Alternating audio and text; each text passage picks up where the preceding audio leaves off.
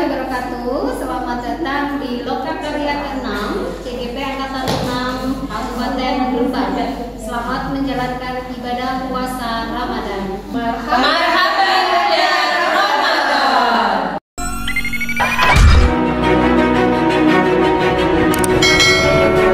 Gimana kabarnya Bapak Ibu? Pagi.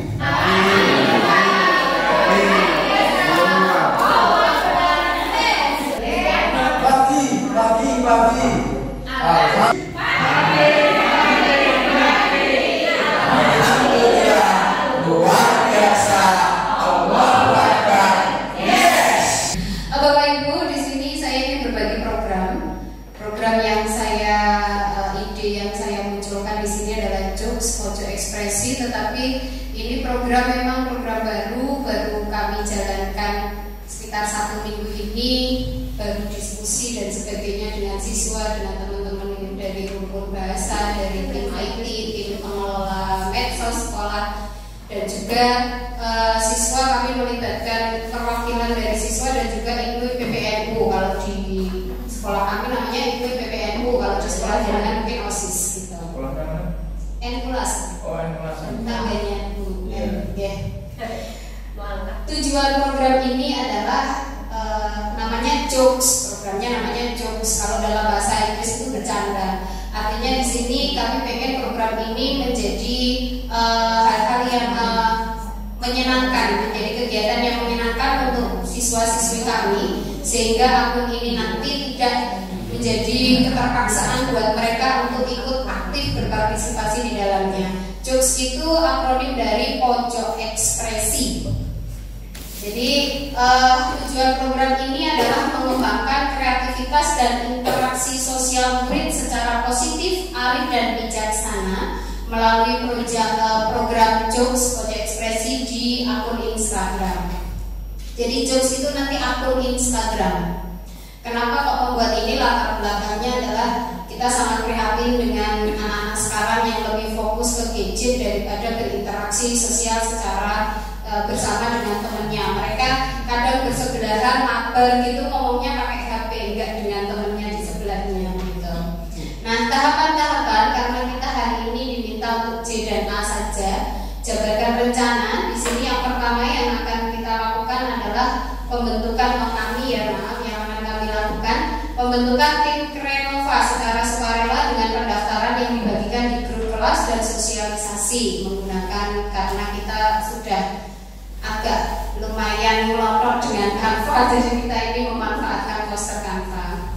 Kemudian pembuatan akun Jokes di Instagram oleh tim Krenova dengan pendampingan pengelola akun sosmed sekolah. Menyusun alur komunikasi kerja, karena ini penting. Alur komunikasi kerja ini anak-anak harus dibiasakan untuk tahu alur komunikasi kerjanya. Katakan misalnya anak sudah tahu program kerjanya ini A ini bisa nanti sampai menjadi konten yang diupload itu alurnya seperti apa. Nah, itu perlu dibahas juga di tim Krenova serta bersama dengan teman-teman yang pengelola medsos. Melaksanakan reorganisasi tim Krenova sebagaimana organisasi murid yang lain. Ini wujud dari pemanfaatan modal politik, yaitu kebijakan kepala sekolah. Jadi nanti tim Krenova akan di SK-kan juga dengan masa kerja 1 tahun pelajaran gitu. Atau eksekusi yang pertama adalah laporan aktivitas akun Jokes oleh tim Krenova kepada guru rumpun bahasa dan tim pengelola medsos sekolah. Kenapa kok saya menggandengnya guru rumpun bahasa? Karena harapannya ini nanti ketika akun Jokes ini jalan, bukan hanya penguatan P3 tapi juga literasi anak-anak jalan. Karena kemarin itu ketika kami jajak pendapat dengan anak-anak itu, ketika saya tanya, kalau kamu mau membuat konten dan sebagainya supaya kamu tahu undang-undang ITE-nya, terus bagaimana menyikapi secara arif dan bijaksana sosial media, itu tahunya dari mana?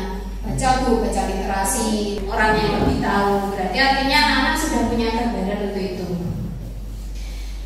Kemudian laporannya itu berupa jurnal konten akun Jokes yang berisi karya murid atau isi konten, kelas atau siswa yang mengisi konten, kemudian ada jumlah viewer, like, insight, dan komennya seperti apa, itu juga perlu dilaporkan setiap minggu. Kemudian tim Krenova dalam mengelola akun Jokes mendapatkan pendampingan dari pengelola medsos sekolah, komunitas pendukung bahasa, dan juga alumni yang telah sukses menjadi konten kreator. Karena di kami kebetulan ada beberapa alumni yang memang fokus menjadi YouTuber dan sebagainya. Nanti juga mungkin kami akan mendatangkan Pak Sudandi untuk memberikan berbagi ilmu bagaimana cara mengisi konten yang bagus. Maka akhirnya disepakati SKU yang ada adalah bagaimana memberikan kemandirian pada anak untuk membuat satu program dari mereka berdasarkan pilihan mereka, suara mereka, dan menjadi milik mereka. Maka disepakati mereka ingin mengadakan kemah laksana yang di dalamnya itu merupakan pelaksanaan dari standar analisis SKU untuk menjadi laksana. Maka akhirnya mereka sepakati kegiatan itu adalah kemah seperti biasa, jalan dulu dari sekolah menuju ke lokasi itu 16 km. Siswa-siswa yang diinginkan atau sekolah lingkungan sekolah apa yang diinginkan dibayangkan dulu, terus diaplikasikan ke dalam sebuah gambaran. Jadi nanti saya akan menyiapkan krayon. Nanti gambarnya boleh pakai krayon sama spidol yang ada.